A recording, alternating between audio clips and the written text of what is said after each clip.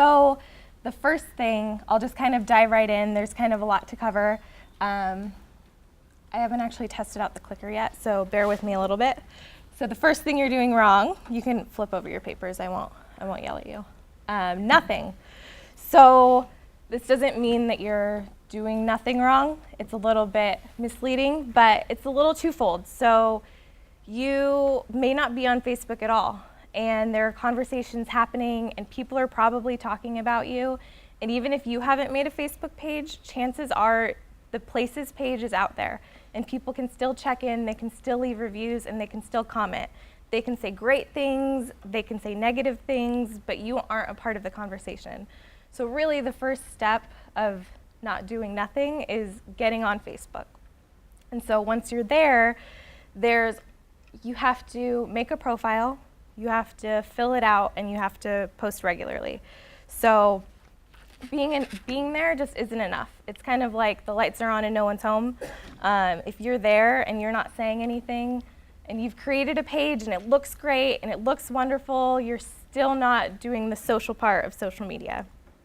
So here, I really when I was looking for examples, I wanted to make sure that I got people outside Fresno, because I don't want to make anyone too sad. But here's one where if you look, it's a cute little page. They have a cover photo, they have a little profile photo. They're not necessarily non-existent, but they haven't posted since September of 2014, which I just took this screenshot yesterday, so it's a pretty long time. Their cover photo, if you saw that, you probably wouldn't know what it is. Branding is so important, especially on social media, and if all people are seeing in their news feeds is this little tiny picture, I wouldn't know that was your storefront. So putting your logo on there is really important. It's what you want people to recognize when they're looking at your product, when they're looking at your service or your building. So I would almost always suggest putting your logo as your cover or as your profile photo, and then having a nice cover photo. A picture of ice cream, it would look really nice, but they've cut it off in the middle. It's just, there's not a lot of great things happening on this page. For an ice cream parlor, something you would need to know is hours of operation. When can I go to the ice cream parlor? And they're not on there. How can I contact? If there's a website, a phone number, all of these little things that Facebook really does walk you through what you need to know. So your about, your mission, your services, all of these things that help people know who you are and know what you do. And they also help with SEOs. So your search engine optimization. So it's those keywords that attach to your name, to your title. JP Marketing, if you search advertising agencies, our Facebook actually comes up pretty high on the rankings, and it's because we have all of that information filled out and we're posting about things regularly about our services and about things that are related to what we do. So, how to do it right. Step 1, claim your profile, which we talked about. Fill out all applicable sections, phone number, website, hours of operation, mission, services, etc. Upload your logo, add a cover photo, and then try and post as regularly as possible. Really 2 to 3 times a week will be enough, depending on how many fans you have. If you're starting at 100 fans and you're posting 7 times a day, you're probably going to annoy them too. So post regularly, but don't post so much that you're driving your fans crazy. So, if anyone does have any questions, just feel free to interrupt me because, oh, there you go. Well, I will tell you right now. So the second thing that you're doing wrong, or you may not be doing wrong, but talking too much about yourself. So that's probably one of the biggest mistakes that companies make when they're on social media, is just regurgitating all of their services all the time. I wrote a blog post probably around Valentine's Day about how dating is like social media. So if you're on a first date and the person you're dating is just talking about themselves, like, I like walks on the beach, I like this is my favorite book, you're probably not going to date that person again because they're not holding a conversation with you. So what do you talk about on a date? You talk about what you and your followers have in common or what you and your date has in common. You talk about common interests. So here's an example, Snowflake Designs. They are a leotard company. They make leotards for across the world. So they could talk about their leotards all the time, and they do talk about their leotards.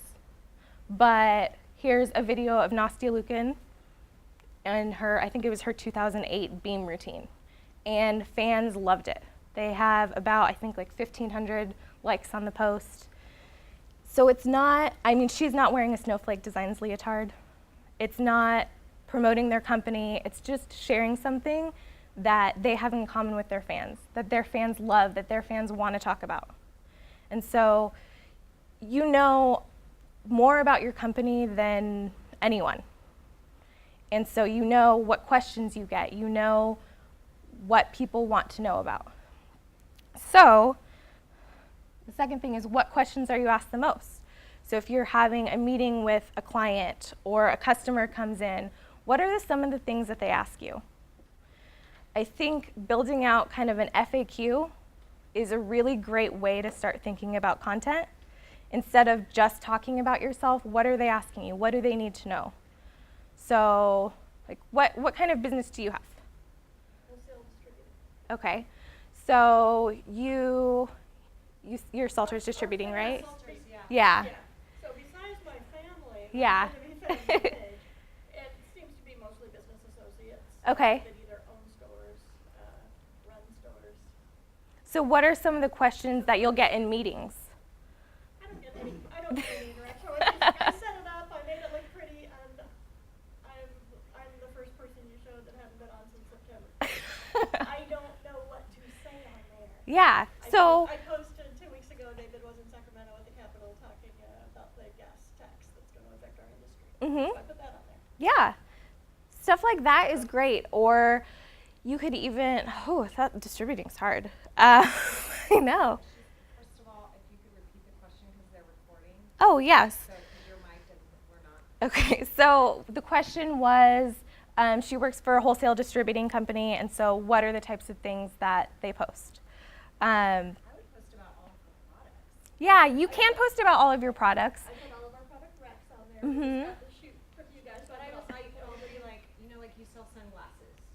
You could find an article about how sunglasses protect your eyes from UV damage or whatever. Pick up a pair today at your local convenience store. Yeah, I mean, I think that's a good post idea, but trying to think beyond just what you sell. So from the consumer perspective, maybe the best way to display your products, which you already do, but something that the company that's purchasing from you, that's going to be following you, needs to know.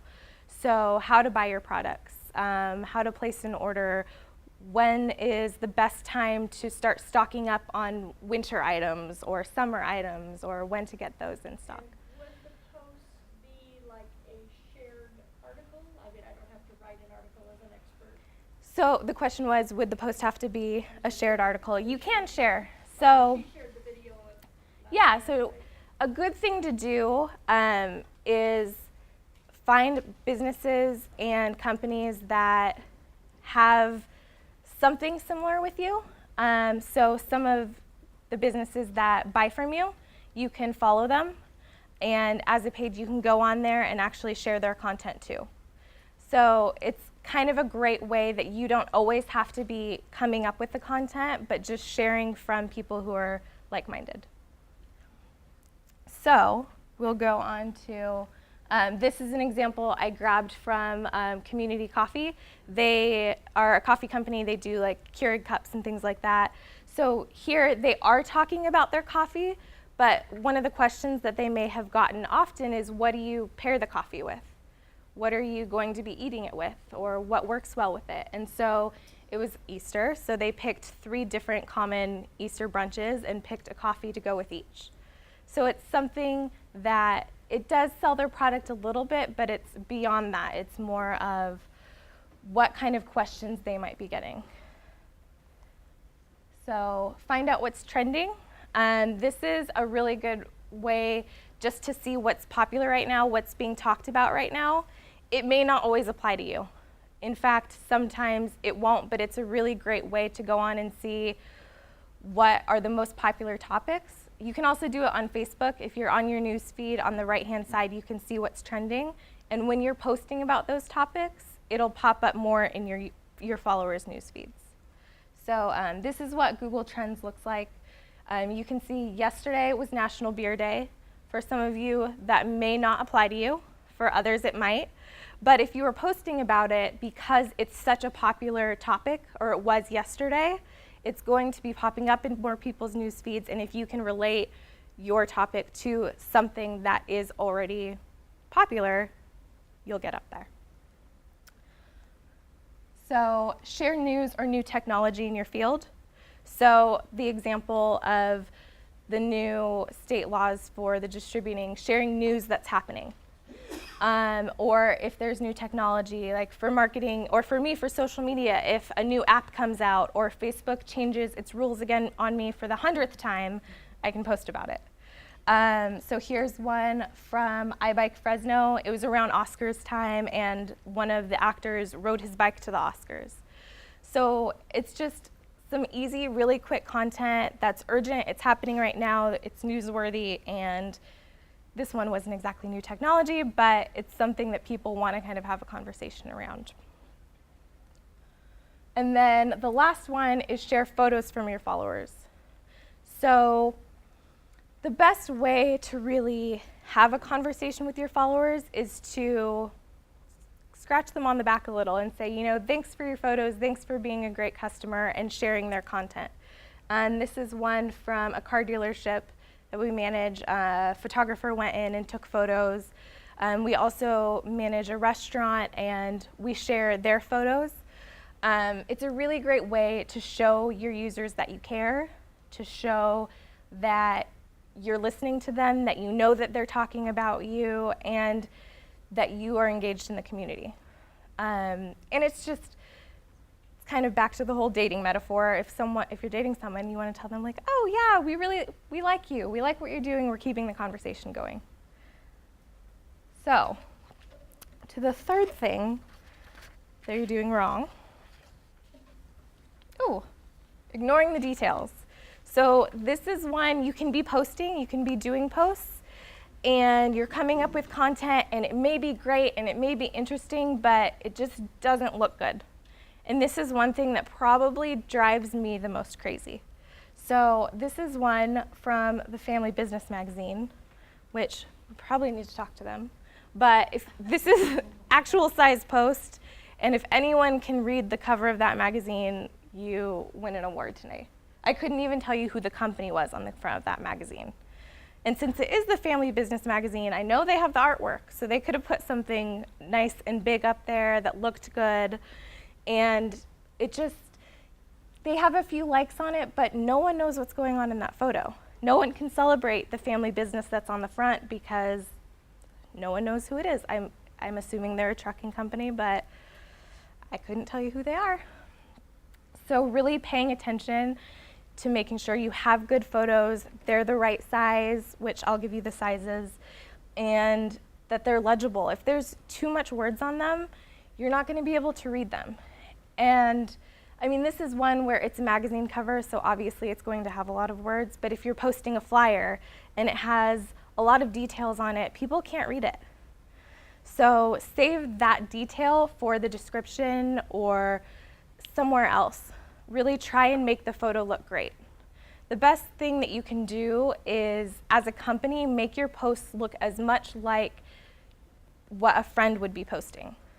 So my friend Joanne, I want to see her pictures. And people engage with brands, but you need to look like it's grassroots, like you're using good photos, that it's something that they want to look at. I don't want to look at this. So my next little ignoring the details. So this is another example of really not using a smart photo. Links, you can upload a really big, nice photo, and it takes up a lot of space, and it looks really great in a news feed. And up here we have, you've posted the link, but the link is still posted in the description too, which you really just don't need. And you can actually edit the link title and the link description. So it gets cut off a little. So I know it's at the North Florida Fairgrounds from February or April 3rd. I don't really know what's happening at the end of that sentence. You can actually click and edit that so it can say what you want. How do you do that? When you put the link in, before you hit post, you just click directly on it. Okay. And it'll become just an editable little box, and you can write in there, and it'll preview what it looks like so you don't have to guess on the length of characters. Okay. And then the same with the photo. You can click upload photo right on the photo in the link preview, and you can upload the photo that you want. So, well, the photo that's in that box is formatted incorrectly, I'm going to say. When you say upload photo, are you taking it from something you already have, or are you bringing in that photo in a better format? You could bring in that photo in a better format, or you can bring in something you already have. Okay. So it's up to you. When you click upload photo, you're just uploading it directly from something off of your computer. Okay. Yeah. Oh, okay, so that's good. Yeah, so you need to have the photo saved to your computer to do it. So this is one example of Lennar Central Valley. So they use really big, beautiful photos, and it's a home builder. It needs to look pretty. It needs to look like something you want to live in. And so having a tiny little photo where you can't see detail just really isn't doable. And they have, luckily they have access to great photos. And you can use stock photography, you can use photos. Honestly, cell phone photos, if you light them right and make sure that they're focused, they're perfectly fine for web. They don't have to be big, fancy, professional photography photos. If you have those, great, but it's not the end of the world if you don't. So here's another example of a link. So this wasn't the actual photo, but this is how big a link photo can be. And it really does take up a nice space. You can upload whatever photo you want. This one was about spring cleaning and going and following them on Pinterest for their spring cleaning tips. But yeah, you can edit everything on there. So you have complete control. You just have to stop and take 30 seconds and really try and think about it. So here are just some of my tips. So make sure your photos are the right size. So if you are doing a timeline photo, which is just uploading a photo, that's the best, most optimum size for a timeline. And then if you're doing a link image, that is the size that they suggest. So if you have any just standard photo editor on your computer, you can size them to that size. Or at least that, yeah.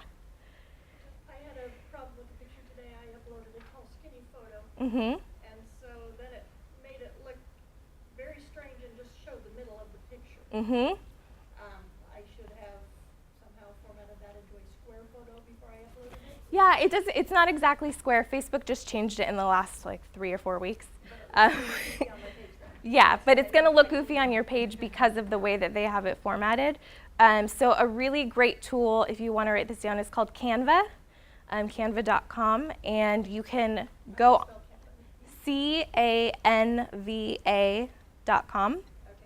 and it has all of the social media sizes predetermined in there, and it's pretty simple to follow. You can just click on the different posts that you want. If you want a link, if you want a cover photo, if you want a timeline graphic, you just click on it, and then you can upload your photo in there. It gives you some really great tools. I would go and try and play around with it a little. It's pretty fun. Yeah. And then edit link titles. So some things you probably want to think about when you're editing link titles. What would make you click? So you don't necessarily want to give all the information away in your post. You want them to click on it, especially if it's a post going to your website. So if you are talking about the health benefits of cucumber, I don't know, that's all I have on the top of my head. You don't want to say cucumber is great for helping with dehydration. You don't want to write everything in the post. You want to have a link title that says cucumber could save your life. Click here to find out why. Or something that's a little enticing so you're not giving away everything up front, but you're giving away just enough to make people want to click. It's kind of like, I think it's that old Ellen joke where the TV program is, or the news program is, it could be killing you and you're eating it for dinner, find out now, or find out at 7 p.m. tonight. So you kind of want something to make people click, especially if it's going to your website. If you give everything away, they just read the post and they go away. They don't engage with it. They don't want to share it. They don't do a whole lot. So yeah, so what can you say without giving the entire article away? Edit link descriptions, just make sure they're the right size. Are you getting cut off mid-sentence? Does the description make sense? Sometimes when you put a link in, it just has random gibberish that pulls from the website. It could just pull the description of the website, not exactly the article, so try and make sure that it makes sense. And then don't keep the link in the post description. That is just a personal pet peeve of mine because it's really not necessary. Your link's right below, and if they're going to click on it, it just looks nicer. So, the fourth thing that you're doing wrong is thinking that all things in life are free. So, Facebook is a business, and in the last year and a half, they've really made people pay. And they've made a lot of small businesses, their Facebook pages have suffered because they are doing a pay-to-play game. And the good thing is that when you are spending money on Facebook, as far as advertising, it really can go a long way if you're doing it strategically and smart. But it's not free anymore. You can post and you can do a great job and you can share the best content in the world, but if your page has been a little quiet for a while, it's because Facebook's organic reach has completely dropped off. So here's a fun little chart over probably the last year. So as you can see, the more Facebook stock grows, the less organic reach you're getting.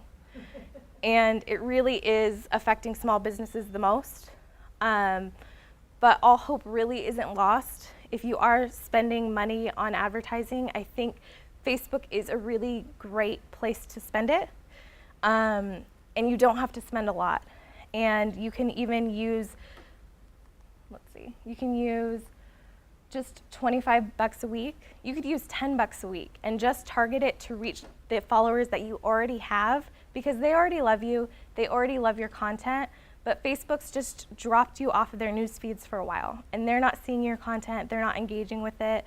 But if you boost it, the people who already love you, already love your products, already love your services can start seeing your posts again and engaging with them again, and it can help boost your organic reach actually. You just have to pay.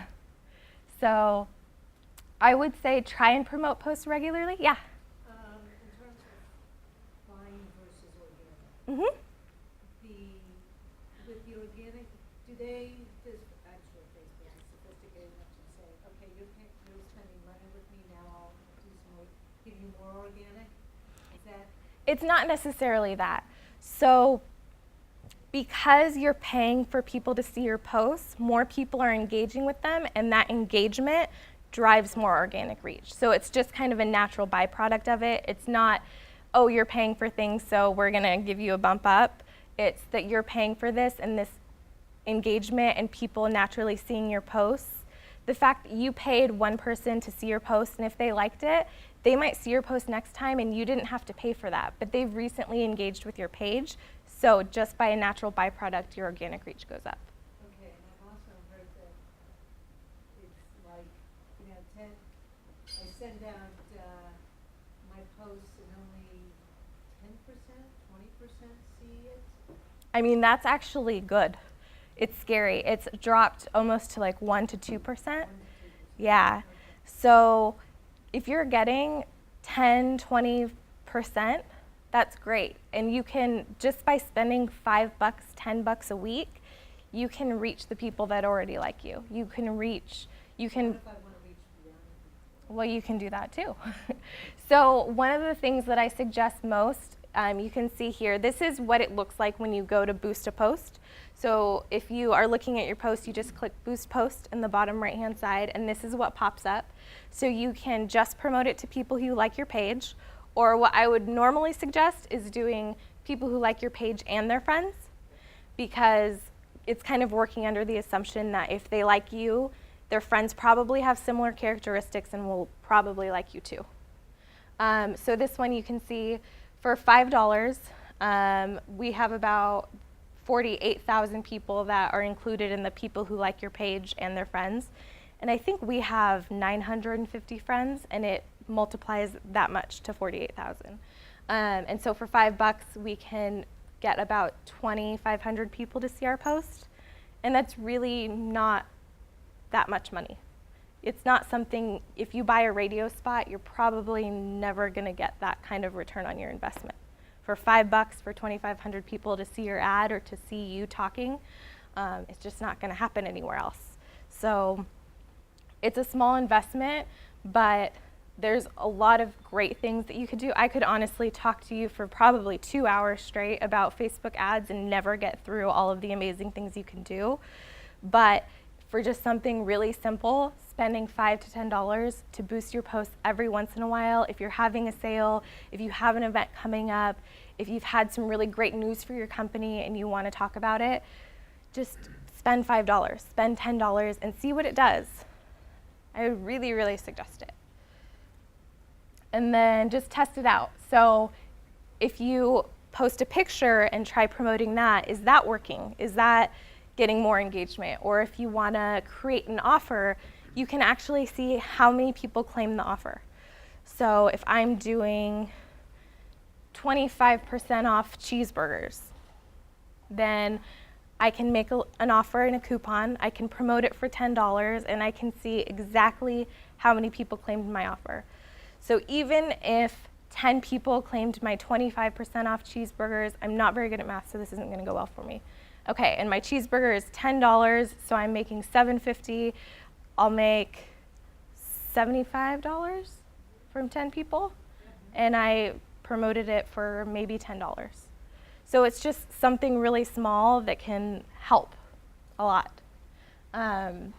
You can test out links, clicks to your website. There's a lot of different things that you can do. If you have any questions about Facebook advertising afterwards, I can go into it a little bit more. I think it's kind of important just to note that it doesn't have to be a cheap offer. Oh, it doesn't have to be it doesn't even have to be an offer. No. Yeah, I I mean, don't know, what's the pricing, like the Porsche? yeah, so for Porsche of Fresno, it's honestly, it doesn't sound like a good offer to me, but it's like $199 for a platinum detail, which I'm never going to get my car detailed for $199, but we have probably, I think I just posted it a week and a half ago, and we've had like 60 people claim it, which I think I spent, it's a lot of money. I mean, it adds up really, really quickly. So yeah, I honestly can't do math right now in my head. But I mean, it just, $100 in sales, basically. yeah, from a $50 post.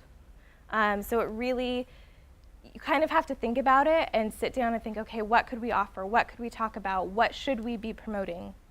And just try it out. Just for 2 weeks, say, okay, I'm going to have $25 or $50 and just promote some of my posts and see what happens. Yeah. When you get a boost and it goes through your contact or your friends, other friends, Mm-hmm. does the system know not to send that out repetitiously to the same person? It will only send it out, like if this friend has a mutual friend to this friend, Mm-hmm. are they gonna get the double posting or are they gonna just get a one post? Facebook tries to make sure that if someone's seen the post, they're not going to see it a million times. For more advanced advertising, I have some ads running that have multiple pictures. So even if the same person is getting the same ad, they're getting different pictures every time, so it's not looking the same. Yeah. So there are ways that you're doing advertising, but you're not paying for one person to see the post a million times, and then it doesn't do a whole lot. So the fifth thing, this one's probably my favorite. I just watched one of my favorite social media speakers talk about it a few weeks ago. So ignoring your haters. Everybody wants to do it because social media is one place that people will just complain. And it doesn't matter if you have perfect customer service. It doesn't matter if you do everything right. If they had a bad experience and you talked to them and you thought everything was great, they could still go home and write something terrible about you. And then the whole world can see it. And so you can't ignore them. I think people really respond to seeing negative comments on Facebook and seeing the company respond to them and say, we hear you, we're sorry, how can we fix this? So here's an interesting stat I got from Edison Research. Facebook is the most popular place on social media for people to complain. It is, and all of their friends can see it, their family can see it, all of your followers can see it. It is the most popular place for people to complain. Instagram really isn't built for people to complain, it's just sharing pretty pictures, but Facebook sets it up so they can post to your page, they can review, they can comment on all of your things and tell the whole world why they hate you. So you just can't ignore them.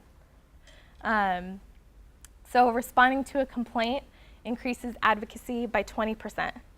So if someone complains and you say, look, I'm so sorry about your experience, I'm really sorry you had this I don't know what to say, like this is our fault, how can we fix this? Maybe they're not going to become your #1 fan, but they could.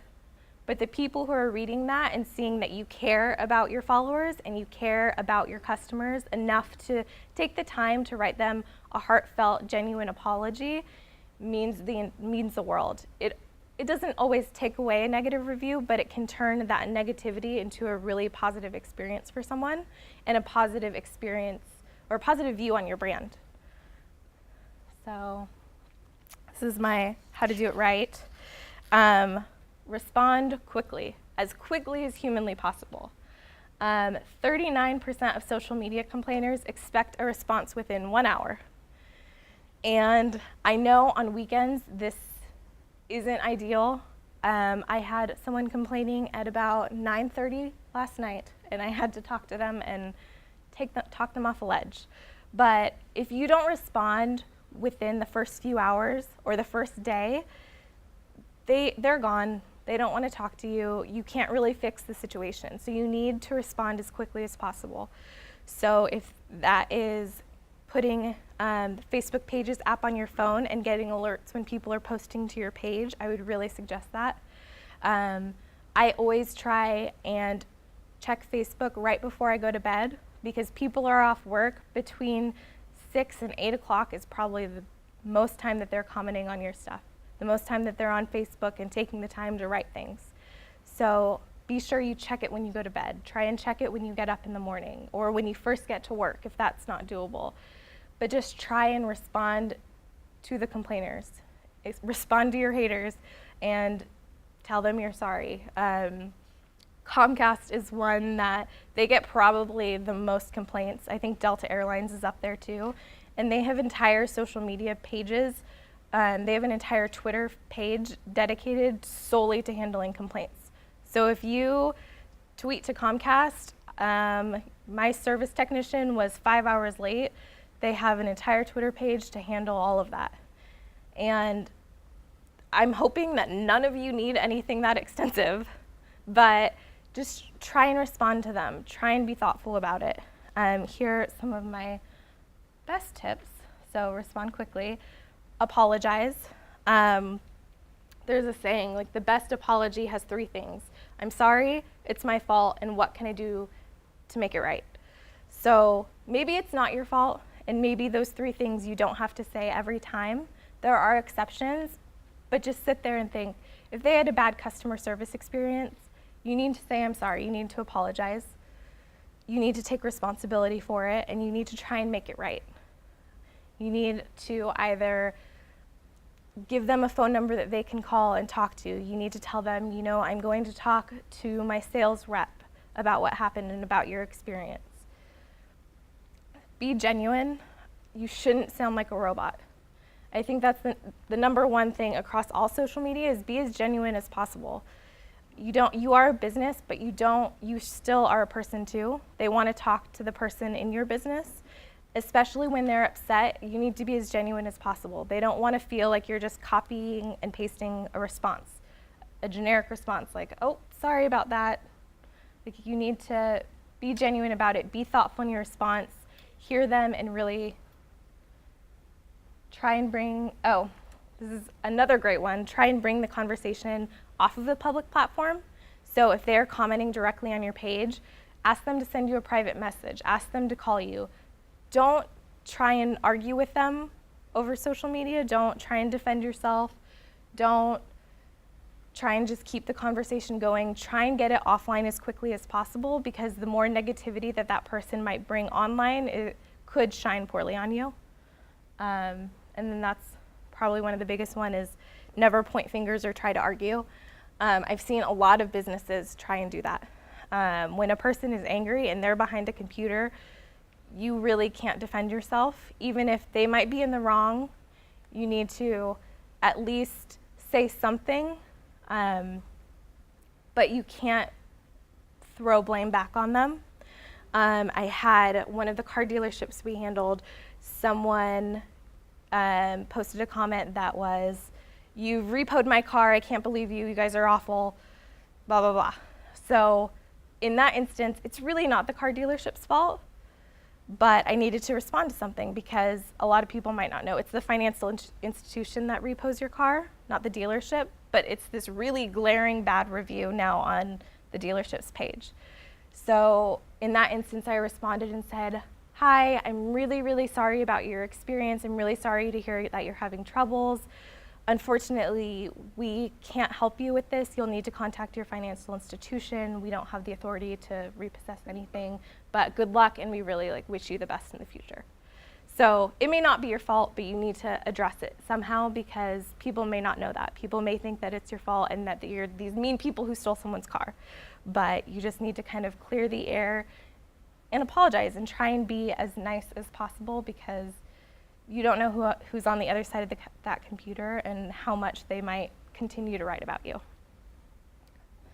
So the very, very last thing that you're probably, I would assume most of you are doing wrong, is not tracking what you're doing. So you may be doing posts, you may be getting more fans, you may be doing a great job, but how do you know if you're not tracking it, if you're not seeing what posts are working? So how do you know that it's working? Facebook, you don't have to really pay for anything. Facebook Insights is great. There are some other services that you can use, but if you just use Facebook Insights, it gives you a really great look into what's going on your page. So as you can see here, you can see how much post reach you got. So that's how many people actually saw your post that week. You can see how many page likes you got. You can see how many people were actually engaged with your post. So how many people are talking to you. You can see how many new likes you've got on your post, comments, shares, how many people have clicked on your post. You can see everything that you really need to see. You just need to take a little time to look at it. So if you click onto your posts in Insights, you can see the exact posts that went up. So this is JP's from last week. So the Great JP Easter egg hunt of 2015, people really liked that picture and engaged with it. So it's nice to look at this and say, okay, here's what's working. This post, maybe you can see the type of posts. So there are pictures, there are links, there are just plain posts with no pictures or links. You can see which type of posts are up there. You can see what posts they are. You can see what's working, how much reach did they get, how much engagement did they get. If you did boost it, you could see how far your dollars went. You can see everything. You just need to look and then look at that and say, okay, well, this post about the typography lovers, it was a video about this really great artist doing some typography. So, all right, we should probably do more of those. People really liked it. So keeping track of stuff like that and then knowing, all right, this is the content that works, and trying to find more of that and do more of that in the future. Yeah. So you would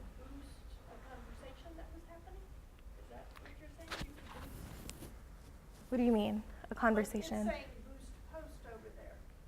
So, This post already happened on April Fool's Day. mhm, If it was still relevant the next day or the day after, you would boost it? you can. I was just curious. Yeah. For what purpose? Just to keep, people would see it again and. They would see it again. So you can boost posts. I would suggest trying not to do that.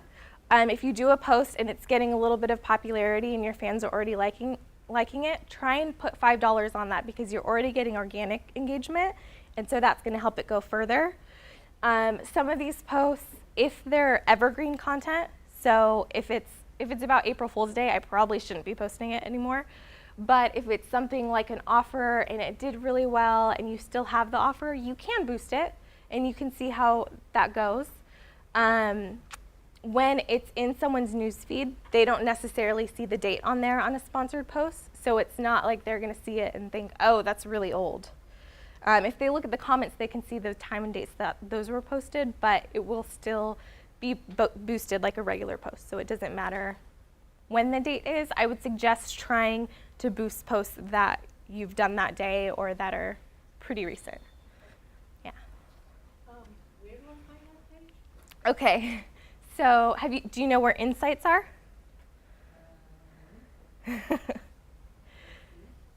So, if you're on your phone, it'll be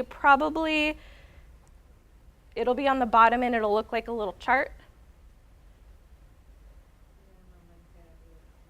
Oh, I don't know where it is on a tablet. I don't have one. But I can help you find it afterwards. But basically, when you get to your insights, all you'll need to do is you can click on posts within insights. So it'll be right here.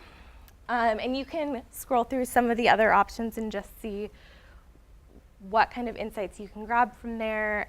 Just try and look at them. Probably, if you can't do it on a weekly basis, at least on a monthly basis. Because if you don't know what you're doing, if you don't know what's working, you can't really improve on it either. So that is all.